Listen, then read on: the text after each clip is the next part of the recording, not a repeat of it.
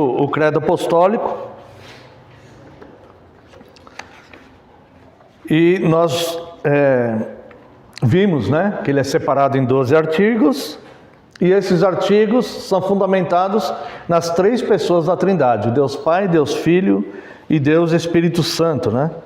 A semana passada, no dia do Senhor 9, nós vimos a pergunta 26, né? Em que você crê quando diz: creio em Deus Pai Todo-Poderoso, Criador dos céus e da terra. Então nós vimos aqui, que maravilha é isso. O que estamos professando, né? Quando nós dizemos que cremos em Deus Pai, né? O amor de Deus, né, por nós, o nosso consolo e segurança, né? Por Deus ser todo-poderoso.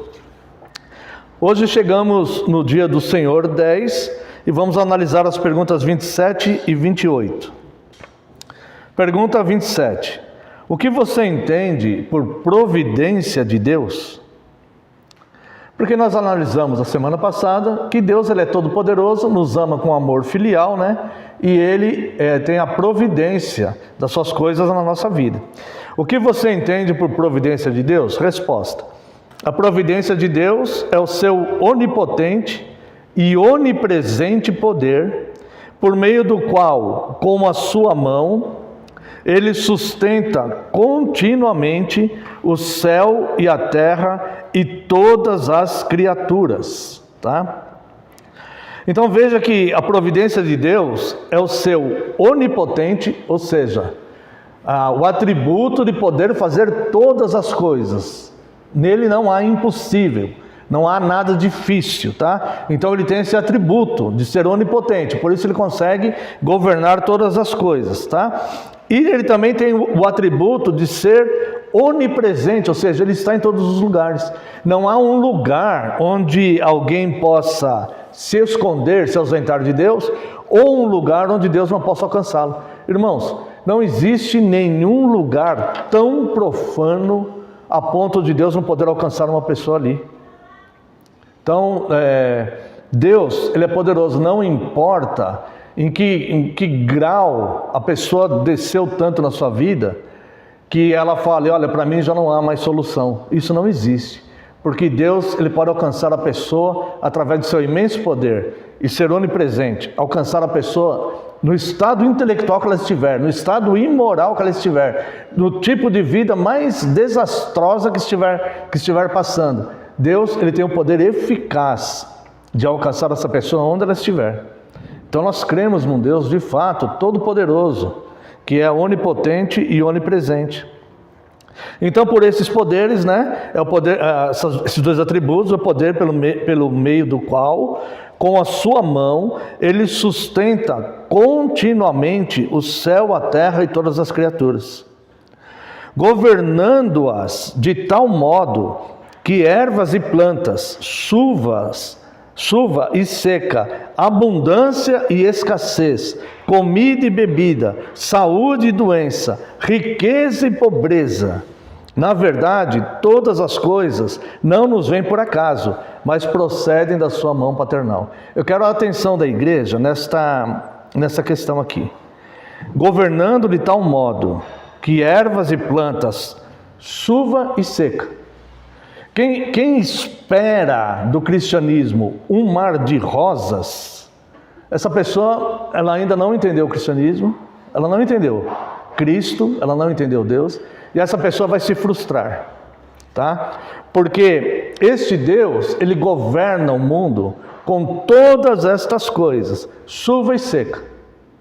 Não é só chuva, como dizem, está chovendo na horta, né? E a horta está lá bonita.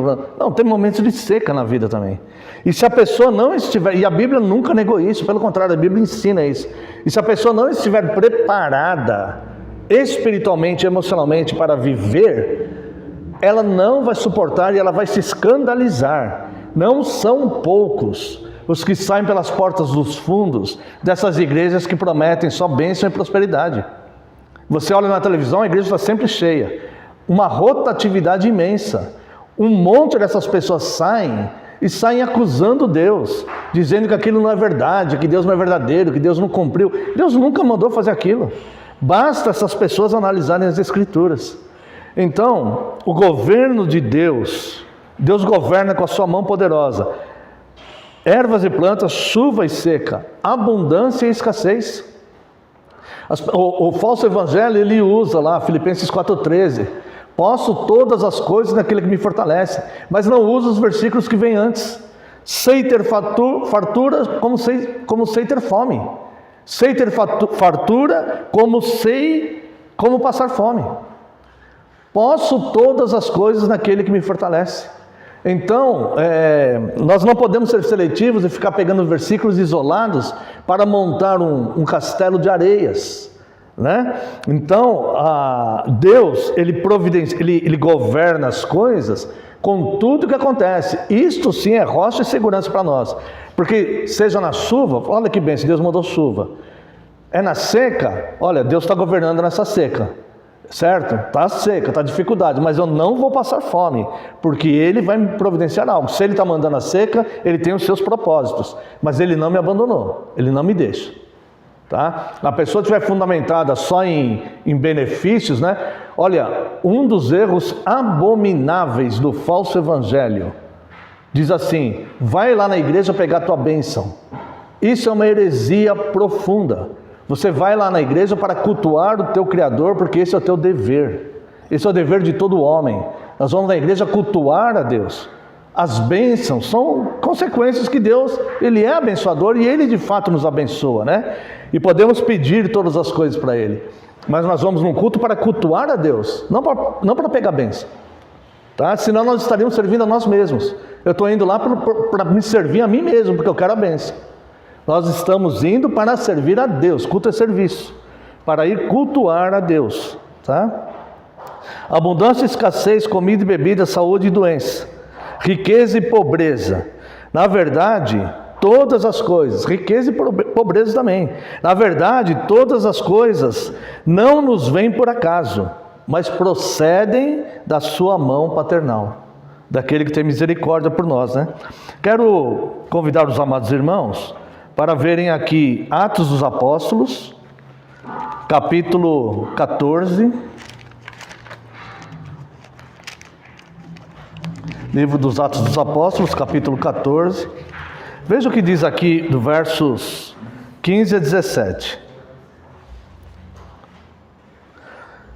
Senhores, por que fazeis isto? Nós também somos homens como vós, sujeitos aos mesmos sentimentos, e vos anunciamos o Evangelho, para que destas coisas vãs vos convertais ao Deus vivo, que fez o céu e a terra, o mar e tudo que há neles, o qual nas gerações passadas permitiu que todos os povos andassem nos seus próprios caminhos. Veja isso, Deus permitiu. Aqui está se referindo aos pagãos. Só existia uma nação que adorava o Deus vivo, rodeada de pagãos por todos os lados. Deus permitiu isso. Deus em nenhum momento perdeu o seu governo na história da humanidade. Contudo, não se deixou ficar sem testemunho de si mesmo. Olha o amor e a misericórdia de Deus. Tá? Fazendo o bem, dando-vos do céu chuvas e estações frutíferas, enchendo o vosso coração de fartura e de alegria. Até aqui tá bom, certo? Então veja que Deus, Ele continua revelando a si mesmo, até mesmo quando chove, até mesmo quando nós sentimos alegria no nosso coração, até mesmo quando um pomar dá os seus frutos. Tudo é providência de Deus. Não nasce um filhotinho de corça no meio das pedras, sem que Deus permita. E a palavra de Deus diz que os leõezinhos clamam a Deus pelo alimento. Um outro texto que eu gostaria de ver com os irmãos é no segundo livro das Crônicas. Nós precisamos conhecer e adorar o Deus verdadeiro revelado nas Escrituras. É este sim que tem providência sobre nós e nos guarda, nos protege, e Ele sim nos abençoa. Não é o falso evangelho que vai nos abençoar, nem as falsas crenças, mas é o Deus revelado nas Escrituras. É como eu já falei várias vezes, né, que Sproul disse: me dê o Jesus da Bíblia ou não me dê nada. Tá? Então veja aqui, segundo livro das Crônicas, capítulo 7, a partir do verso 12, tá?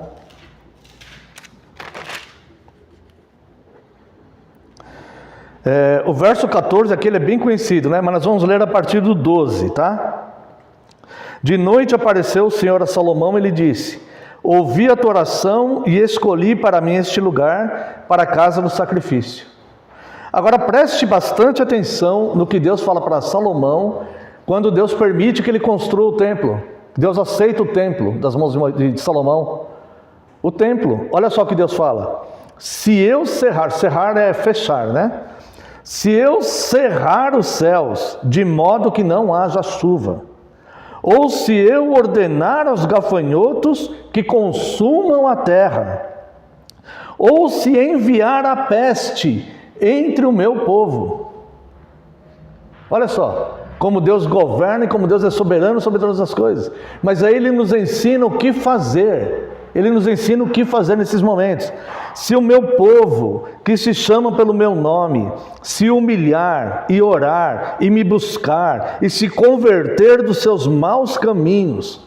Olha, irmãos, ninguém se engane que vai poder viver em maus caminhos achando que Deus o está abençoando em toda sorte de bênção, porque ele ora e Deus ouve. Olha só, se o meu povo que se chama pelo meu nome se humilhar e orar e me buscar e se converter dos seus maus caminhos, então eu ouvirei dos céus, perdoarei os seus pecados e sararei a sua terra. Vai sarar a tua casa, a tua família, a tua gente, a tua vida, o teu interior. Estarão abertos os meus olhos e atentos os meus ouvidos à oração que se fizer neste lugar. Veja a importância do templo, onde Deus ajunta os seus filhos, né? Então há momentos que é momento de clamar e de buscar a Deus, e Ele responderá. Mas quem está governando as coisas é Deus, seja na chuva ou seja na seca, seja na fartura ou seja na escassez. É Deus que está governando e nós confiamos nele. Então, se a situação está difícil para nós, nós podemos buscá-lo, porque Ele nos orienta a isso. Buscá-lo, né, em oração humilde e súplice. Tá? Pergunta 28. Que benefício há em sabermos que Deus criou todas as coisas e que continuamente as sustenta pela sua providência?